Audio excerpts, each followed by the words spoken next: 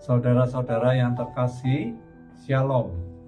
Saya Fransiskus Saverius Santoso sebagai Guru Sentra Evangelisasi Pribadi Santo Yohanes Penginjil Surabaya.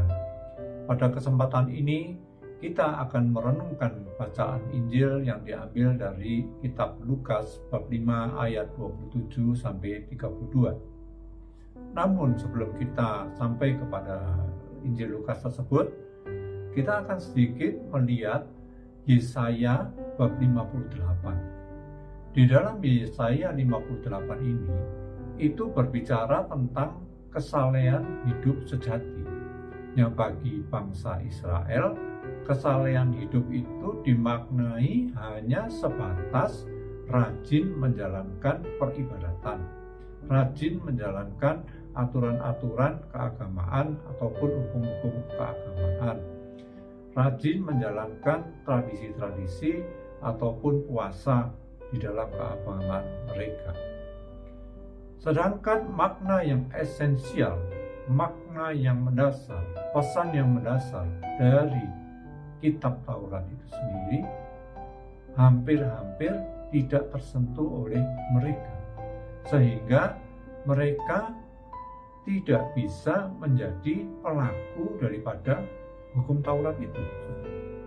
Oleh karenanya, Allah menegur mereka, bangsa Israel itu, agar sikap dan hidup beribadah mereka itu berpadanan atau selaras langsung dengan perubahan sikap mereka sehari-hari. Di dalam bacaan Injil Lukas bab 5 ayat 27 sampai 32 itu mengisahkan bahwa suatu saat Yesus melihat pemungut cukai yang bernama Lewi yang berada di dalam rumah cukai. Kemudian Yesus menyapa kepada Lewi dan berkata, "Ikutlah aku." Lalu tanggapan Lewi, dia bergegas meninggalkan segala sesuatunya dan segera dia mengikuti Yesus. Saudara-saudara sekalian, pemungut cukai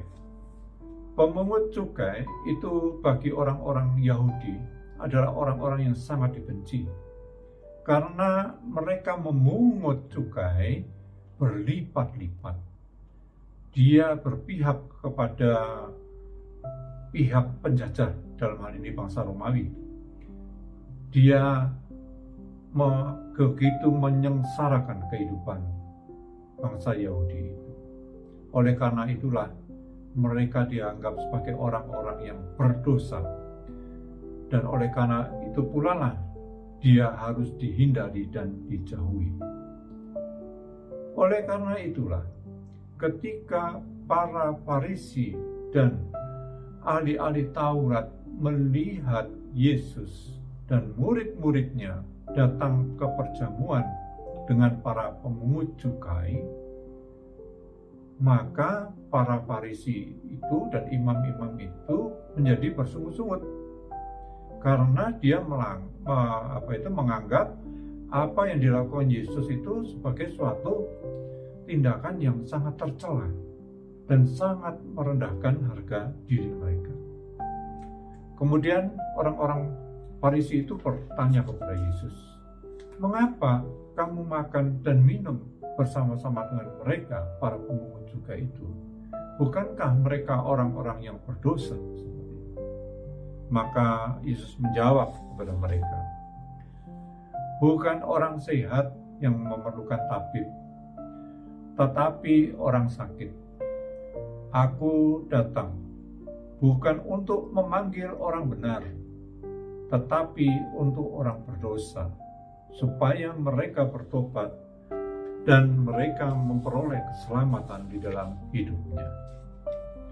Saudara dan saudari yang terkasih, 2000 tahun sejak zaman Yesus sampai sekarang, bagaimana keadaan umat manusia? Sudahkah mereka banyak berubah? Sudahkah kita menjadi lebih baik? Sudahkah dia banyak bertobat? Sudahkah mereka sudah lebih banyak yang mengikuti Yesus? Ataukah orang-orang zaman sekarang semakin menjadi-jadi dalam berbuat dosa? Semakin egois, semakin cuek, semakin tidak peduli kepada sesamanya. Tidakkah kita juga seperti orang Farisi itu? Hidup saleh kita maknai hanya cukup ke gereja, atau mungkin juga hanya Natal dan Paskah. Kita maknai kalau kita sudah berdevosi, kita maknai kita sudah berziarah, atau kita sudah ikut kursus ini, kursus itu, dan segala macam yang berkaitan dengan keagamaan. Saudara dan saudari, sudah lebih dari 20 atau bahkan 25 tahun saya bergabung dalam sentra evangelisasi pribadi Santo Yohanes Penginjil ini. Ikut kegiatan rohani bermacam-macam, kemudian belajar bermacam-macam, belajar tentang agama Katolik, tentang macam-macam gitu ya, ikut membaca macam-macam buku dan seterusnya seperti itu.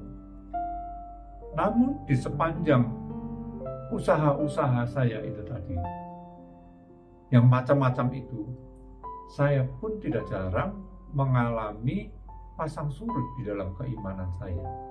Bahkan juga jatuh dan bangun di dalam keimanan itu.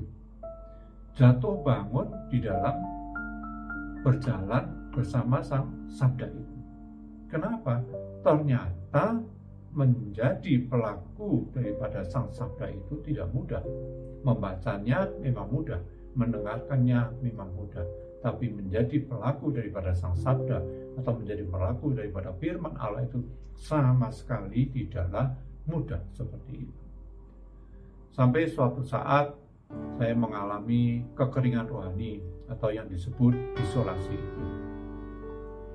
Kemudian Yesus mengajak saya untuk mendaki bukit yang lebih terjal lagi, agar keimanan saya bisa lebih kuat dan lebih bertumbuh lagi.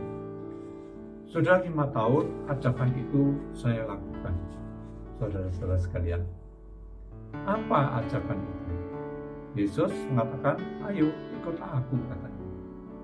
Ikut kemana? Saya bilang, ya ikut aku, praktek firman, praktek sabda Allah gitu. Dengan cara apa prakteknya?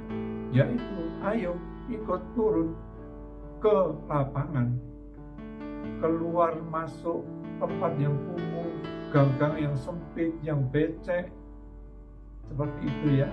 Kemudian kita berjumpa dengan orang-orang kecil, orang-orang miskin, orang lapar, orang yang tidak berdaya, orang yang sakit, orang yang kusta, bahkan juga anak-anak yang kurus kering karena tidak mempunyai gizi yang baik, ataupun anak-anak yang tidak bisa bersekolah dengan baik karena orang tuanya tidak mempunyai biaya untuk menyekolahkan anak-anaknya. Kemudian Yesus mengatakan, jika mau berjumpa dengan aku, datanglah ke mereka itu, mendekatlah, pandanglah dengan seksama, dan peganglah tangan mereka. Saudara-saudara yang terkasih, sudahkah Anda berbuat seperti orang Lewi itu, atau berbuat seperti Lewi itu, yang langsung berdiri dan mengikuti Yesus, menjadi pewarta sabda Allah dengan memberikan contoh-contoh konkret dalam rupa perkataan, perbuatan, dan tindakan kita sehari-hari. Lewi dan pemungut cukai itu adalah orang-orang yang berdosa. Tidakkah kita-kita ini juga seperti Lewi itu? Namun, marilah kita berani menanggapi ajakan Yesus itu seperti Lewi. Berdiri, meninggalkan segala sesuatunya, dan mengikutinya. Karena kita adalah orang-orang yang dipandang oleh Allah dan dikasihi oleh Allah.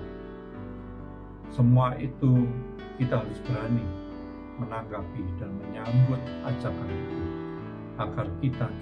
agar kita bisa bertumbuh di dalam cinta kita, bertumbuh di dalam iman kita, bertumbuh di dalam cinta kasih kita yang terwujud di dalam kehidupan kita sehari-hari, sehingga hidup kita bisa menjadi semakin berarti dan berharga bagi sesama kita dan menjadi berkat bagi sesama kita. Demikianlah saudara dan saudariku renungan pada hari ini, dan kiranya Tuhan Yesus memberkati kita semua. Amin.